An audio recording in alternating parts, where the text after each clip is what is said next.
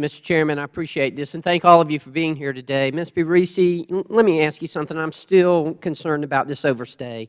And one of your other panelists has noted in her written remarks that the visa waiver program tourist overstay issue remains. The GAO tells us that 43% of VWP tourists make up the overstay population in the U.S. So 43% of all the overstay population in the U.S. comes from the visa waiver program, is what this is asserting.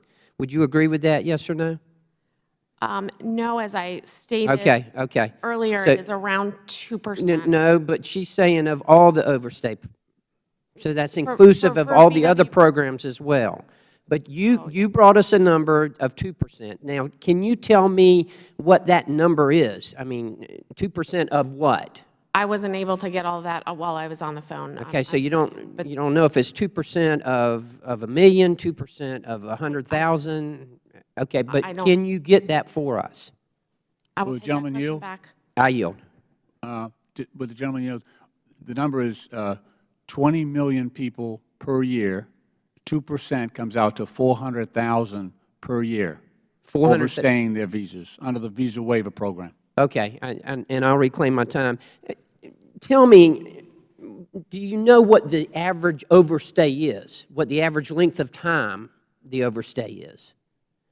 I don't. That's going to vary because but even if it's one day, it's an averages overstay. Don't vary. An average. I don't have that information. Okay, can you get me that information? In other words, of all the overstay, of that 2% of the what was it, 400,000 of the 400,000, the average overstay is 3 months, is 6 months, is 9 months, whatever it is.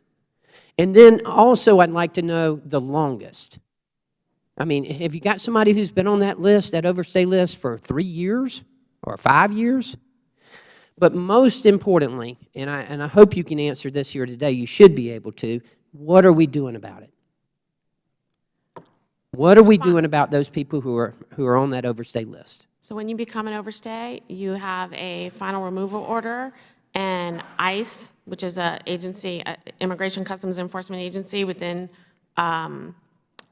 citizenship, not customs, within DHS is responsible for removing those individuals. So you turn it over to ICE, and ICE goes and looks for them?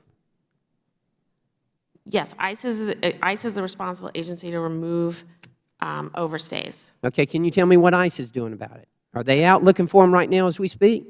Every single day.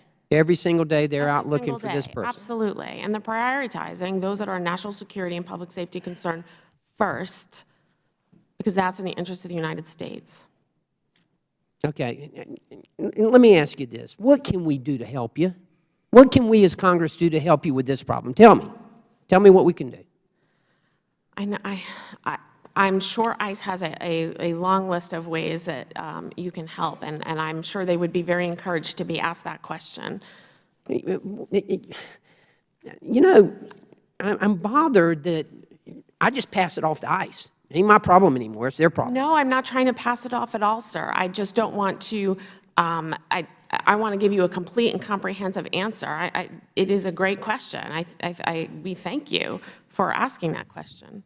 Okay, all right, let's shift gears here. Let's talk about ESTA, the Electronic System for Travel Authorization. It's an automated web-based system used to determine an alien's eligibility to travel without a visa in the United States for tourism or business. Is this the only place in the United States, or do other countries have this type of program? Are we the only ones with this type of program? It's a reciprocal program, so you United States citizens don't need a visa when we're traveling to VWP countries as well. So it is a reciprocal program with the other 38 countries? Yes. So they have an ESTA as well. And you can fill... I was going to say they might call it something else, but yes. But it's basically the same thing. And you can fill that application out online, correct? For some countries, yes. You can just fill it. So once you're issued that ESTA, how long is it good for? It's typically good for 2 years. 2 years. Do you think that needs to be tightened up? So we have the ability to change the ESTA validity period today, but the important thing to remember is an ESTA is actually recurrently vetted. So for the validity period of 2 years, if anything changes, if someone ends up on the terrorist watch list, for example, we know real time and we will revoke or deny that ESTA application. I understand that, but 2 years is a long period of time. Well, a business tourist visa is 10 years, and every 2 years, we're going to get that But two individual's wrongs don't make a information again. right. I mean, come on now. Just don't give me an answer saying, well, this is even worse.